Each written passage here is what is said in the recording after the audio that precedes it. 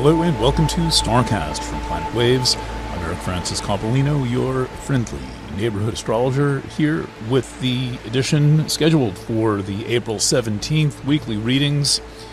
No article this week. We'll say what I have to say in this format, but there is a horoscope covering all 12 signs and rising signs that personalizes the current very unusual astrology that we are under. A lot of Venus and Mars action, so that means that there is a kind of a depth of emotional impact that is unusual, but also maybe a little bit uncomfortable for our place and time, because what is happening as we move deeper into this age of synthetic thought and artificially created ideas and music and imagery and auto-tuning and quantizing our brains and all of that to make sure that we're all exactly perfectly consistent at all times, and backing up our brains into our phones and so on and so on and so forth. Is that the realm of the feelings, the emotions, and in reality simply the body is becoming increasingly alien, and people really are confused and disoriented, and the entire society is disoriented and destabilized. So I have spoken at some length about the current conjunction of Venus to Saturn, which is going to be playing out for another week at least. It's exact a week from today on Thursday, April 24th. And then while that is... So that's on a special edition Starcast that I will include right at the top of this particular page, the horoscope page. Horoscopes behind the paywall, that's the thing to pay for. By the way, that is the thing that nobody else in the world can do. Not that anyone can do what I'm doing right now, but that's the thing you're not going to find any place else for sure. Maybe check that out. Okay, so... there are two things developing with Venus and Mars right now. And as mentioned, Venus conjunct Saturn has a kind of a heavy quality to it and a sense of some emotional burden. But there's something I didn't mention last time, which was 2 days ago in an edition on Tuesday, which is that Venus and Saturn are not considered to be compatible energies in Western astrology, but in Vedic astrology, we have a big clue that they have something very important in common, and that something is Libra.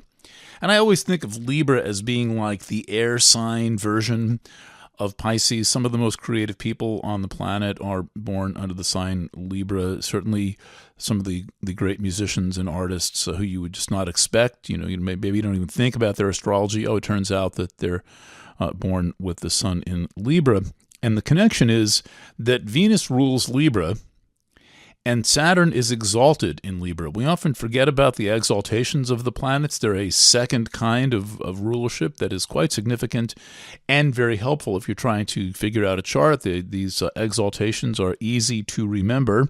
Venus, for example, is exalted in Pisces, so that reveals a connection between Venus and Pisces. Of course, Venus, born out of the ocean, strolled out of the ocean for complicated reasons that go back to a previous generation of, let's say, the follies of the gods. But Venus is an oceanic figure, and yes, she rules Taurus, which is of the earth, and she rules Libra, which is of the air.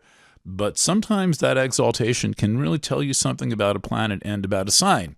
And in any event, Venus and Saturn both have dignity in Libra, and they're now together in Pisces. And so there is a manifestation quality to this. There is an opportunity to work through something and build something, and to perhaps make either make an improvement or make something that is totally new. And it's possible, though, that this thing totally new is maybe in its third revision, or has been going on for a while and has not yet been fully emergent in its form where it's ready to get up and walk.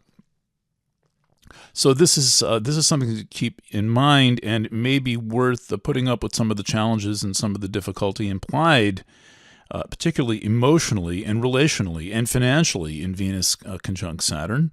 Because look, I mean, it's a little bit depressive, but the thing is with depressive aspects, there's almost always a way to work through them, work with them, and put them to use. And ultimately, the goal of all astrology, if your astrologer is spiritually centered, is to take the difficult aspects and make them productive, make them useful in some way, because we've got to live with them whether they are productive or useful or not, whether you acknowledge them or not, or even feel them or experience them or not. But once you're tuned into astrology, the challenge for the astrologer and the astrology student, the astrology fan, I assume you're one of those three, is to make the most out of it and to turn the aspects into something productive and into something useful. So the question is, what are you manifesting? What is it that you want to materialize, that you want to fabricate, that you want to build, that you are striving to create right now?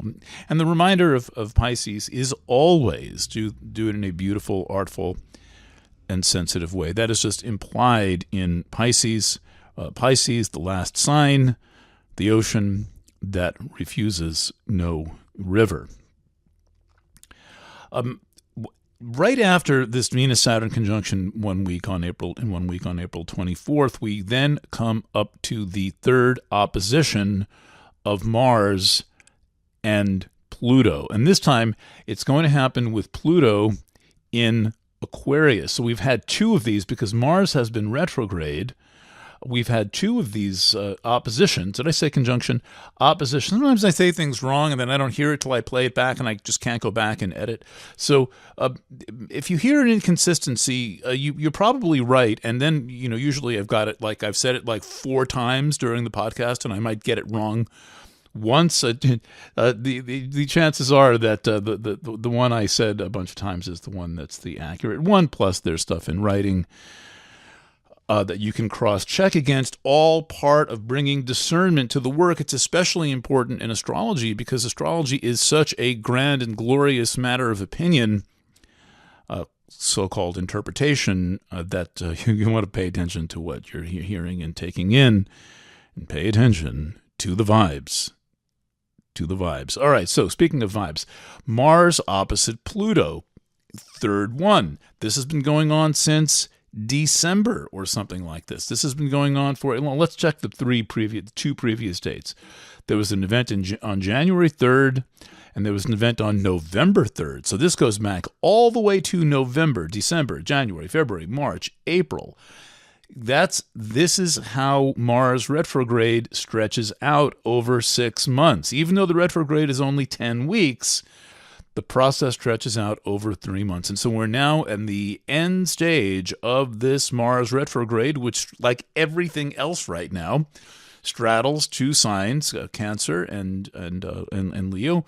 Mars is not, by the way, in Leo yet, but let's get a sense of when that is. I'll go to positions. That would be Mars enters Leo, and that is on the 18th. What day is today? Anyway? Today is the 17th. So Mars re-enters Leo on Friday, and then it will be. Then it's in position. It's in sign for its opposition to Pluto, and this can have a sense of big power struggles and power dramas, and that has been the theme of the whole year. Indeed, it's been the theme going back for quite a while.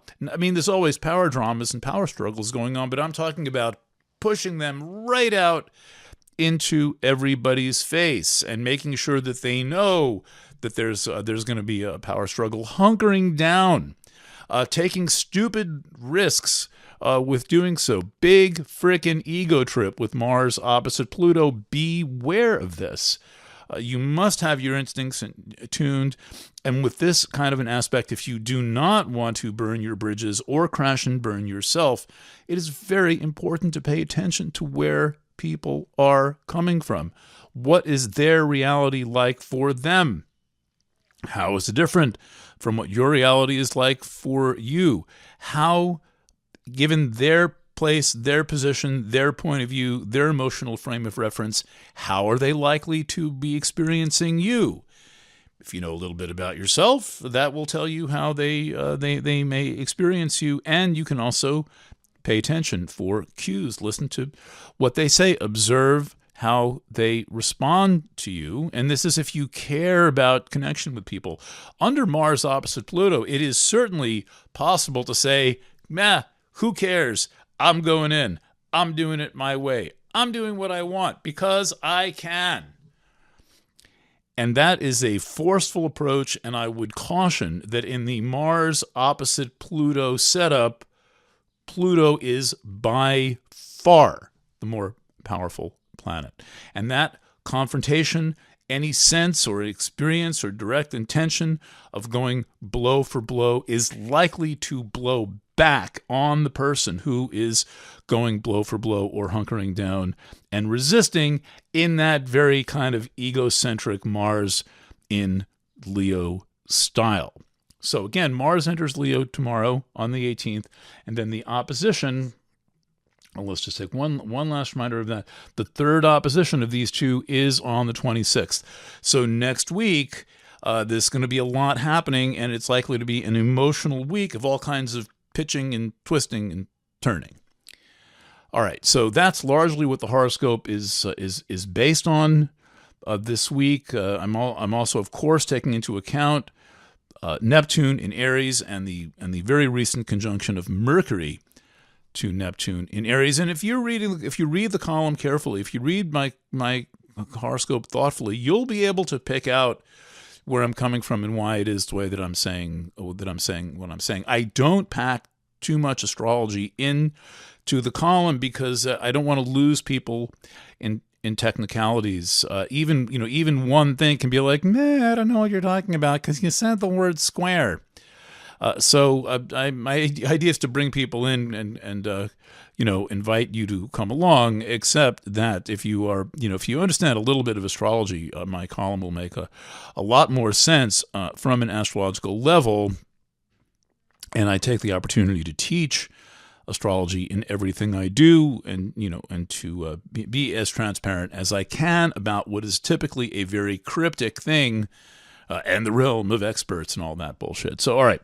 So, again, pay attention. Now, speaking of meeting people where they are at, I just have a couple of, I don't know what to call them, products, offerings, readings that you probably have not investigated. You can investigate them all at the Astrology Boutique, astrology.boutique, and there are samples of all of these. The sample may be enough. There's enough on that website. You could sit around all day listening to and watching and reading the samples.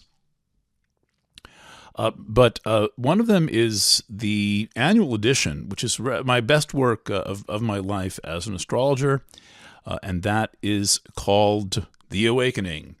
And that is a combination written and audio reading. Then that's available by individual sign, 2 signs, and then all 12. And then I recently came out with a project called For the Faithful, which is a very exciting video reading addressing the astrology of the spring of 2025, really focusing in. I've got the mid-year reading coming, all new stuff in the mid-year reading, all kinds of stuff I have not developed yet, Uranus and Gemini and all that. That's coming in a couple of months. However, at the moment, we're in this very focused astrology that is going to drag people through upheavals that they don't understand. My purpose with the astrology is to use it to bring me closer to your experience and help you understand what it is that you are going through, what you are experiencing. So astrology.boutique. I promise you will feel better for having experienced my work, or I'm happy to give you a refund and an apology. My intention is not to give you answers. There are all kinds of New Age gurus and self-help gurus trying to give you answers. I consider this to be highly irresponsible. It is bad therapy to give answers, but it is good therapy to help people ask questions, to encourage people to question what they perceive, to question what they think of as their reality, and there are methods of learning how to make inward personal inquiries and to learn more about who you are and what you're feeling, and that's what Planet Waves is about. Okay, so I want to comment on something that has been going on that has been the big drama of the week, which is Trump versus Harvard. Trump versus the oldest university. I think Harvard may be the oldest university, one of the most powerful, one of the most stalwart institutions in American life. Founded in the 1600s, long before the United States was founded. It's a creature of Boston. And the wild thing that is going on here, and that is this: the Harvard crisis has nothing to do with Harvard. The Harvard crisis has to do with prying into private space. That's why it should make you nervous. I sent out a thing on the Chiron on Return Substack earlier in the week, I think yesterday, Wednesday, asking for feedback. And a lot of people said, well, I don't really like Harvard. And they went along with the COVID scam and they forced all the people to take vaccines. Yeah, sure. Just like Ulster County Community College did. And, every other college and university of the world, from Cornell to, Weehawken Community College in Weehawken, New Jersey. Every institution went along with this for the most part. That cannot specifically be held against them, and we're on a whole new slice of the orange right now. And also, additionally, it is my position that these institutions were made, basically, it's a strong word, victims of a fraudulent globalist policy, and we are still under this fraudulent globalist policy. So, for example, one of the reasons why you might have some sympathy, not just for Harvard, but for its students, is that one of the things the government is demanding to release this $2 billion in funding is the disciplinary records of a private institution. The disciplinary records of a private institution. So this would be a little bit like, you're just living your life, and there's been no complaints made or anything like that. And Child Protective Services decides they're going to move in and sit in your living room for the next 6 months and observe you. That's not right. And when Klaus Schwab said, "You will own nothing and be happy," that was during COVID, and that was one of the mantras of this whole operation. Is they're going to invoke this kind of global communism where the government owns everything. And you might think, no, that's really unrealistic and you're really kind of crazy. Well, look what they're doing to this institution where they are having to fight back seriously and make sacrifices. And just to give one example, they want disciplinary records, and then Homeland Security is threatening to revoke Harvard's eligibility to host international students. They're threatening their tax-exempt status.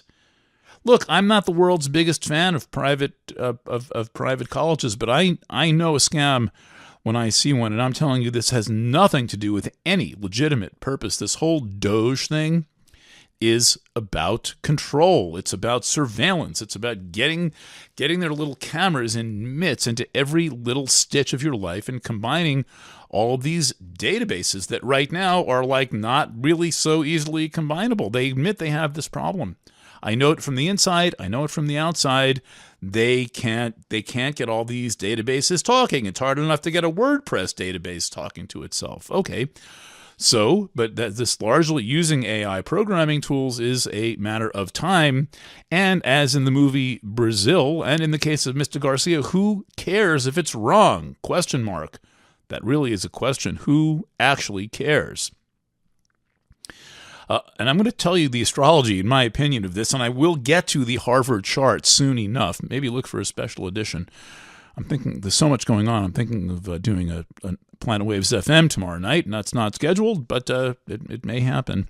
How about this? How about this? Emily Dickinson Museum, the Emily Dickinson Museum, okay, was sent a notice that it is having its funding pulled by a federal agency called the Institute of Museum and Library Services, a federal agency, which terminated its funding.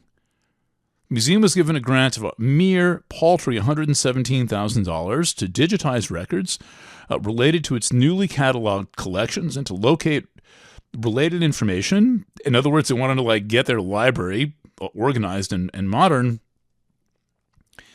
And it's named for Emily Dickinson. Have you ever read Emily Dickinson? I believe lived in Massachusetts and a pure poet. I think she left the house twice as an adult to get eyeglasses fitted and spent the rest of her time reading and writing. Quote, IMLS, that is to say, the Institute of Museum and Library Services has determined that your grant is unfortunately no longer consistent with the agency's priorities and no longer serves the interest of the United States.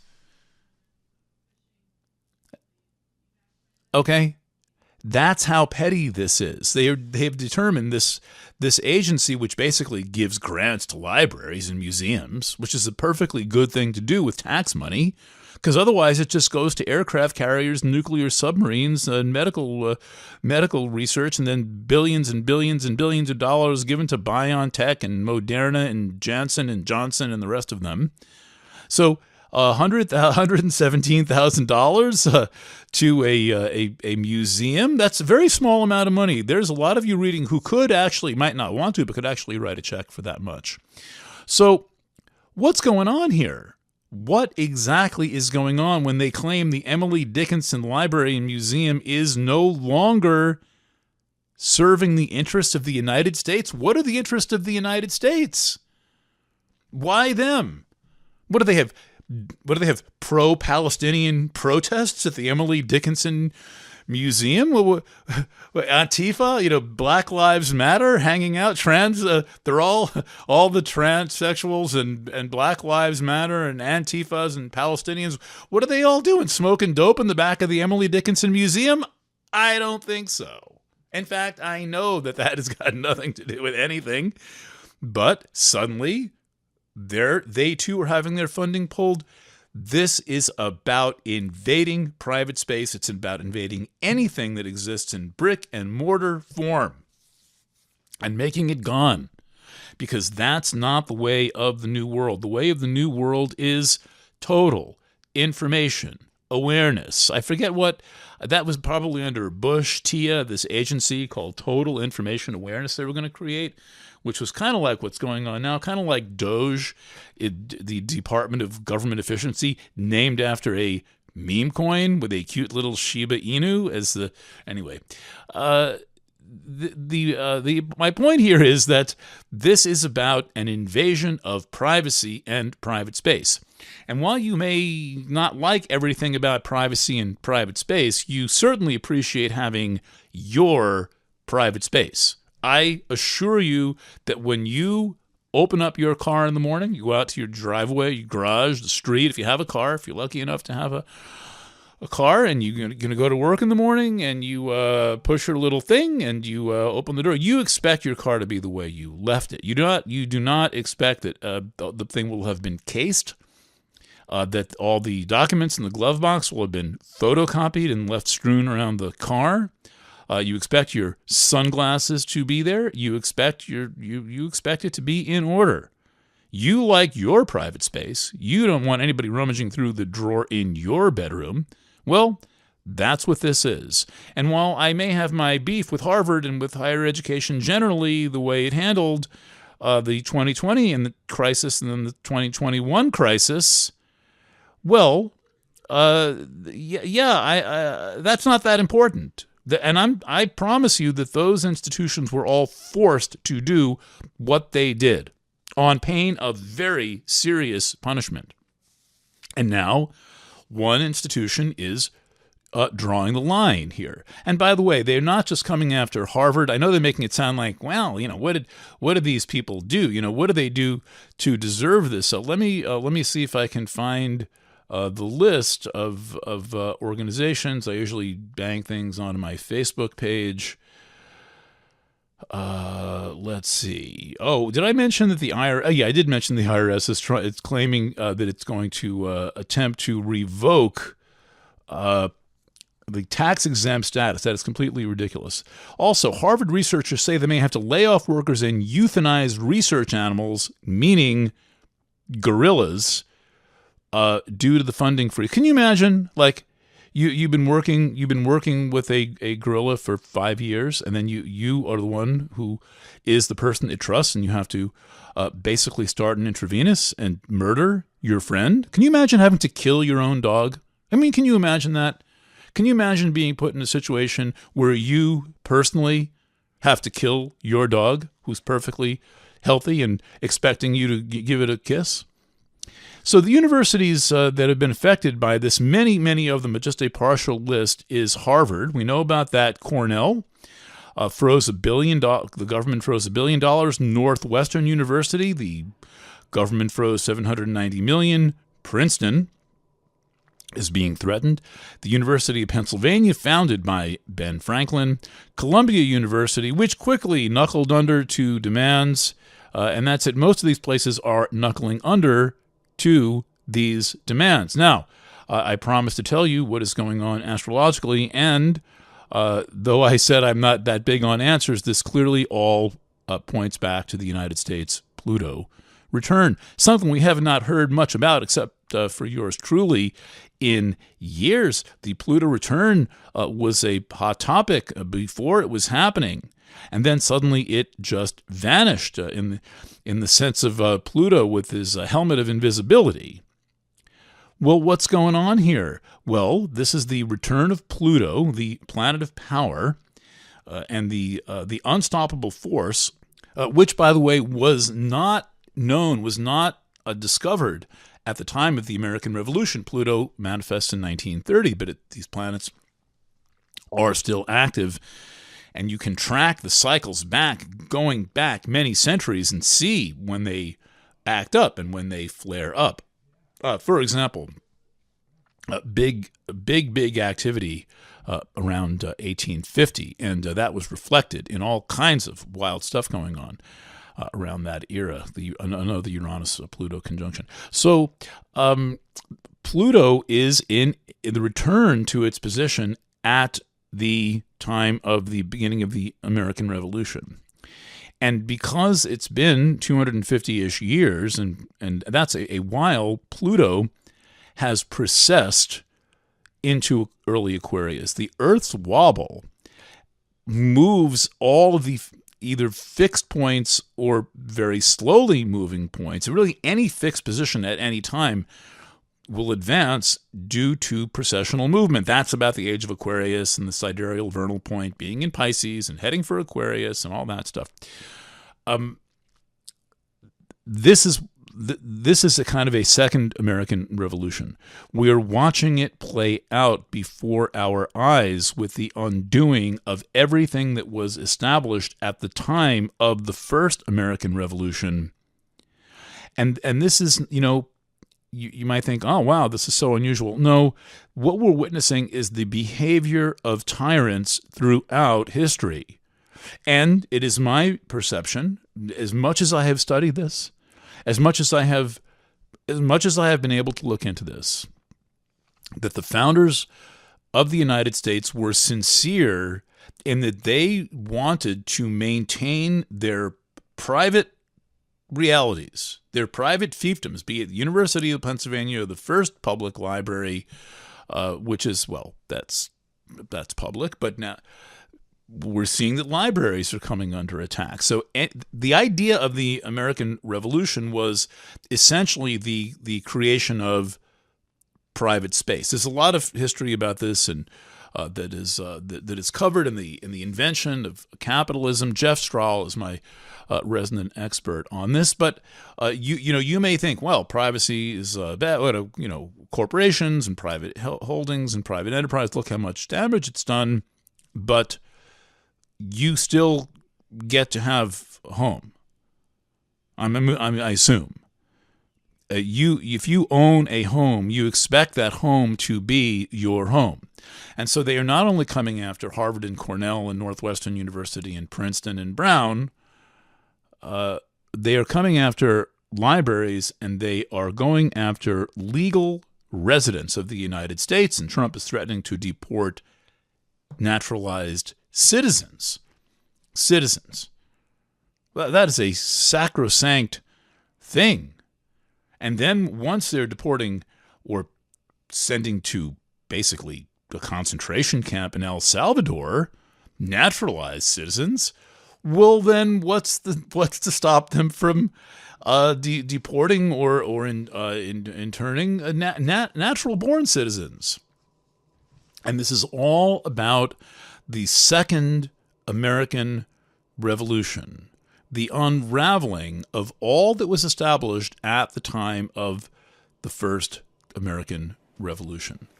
The concept that we all at least have a chance to get a little teeny piece of a very big pie.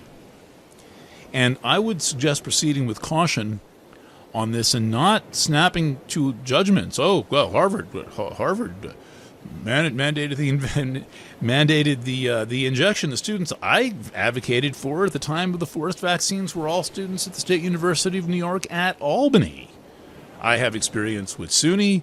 I know my way around the bureaucracy, and I went to bat for students and wrote a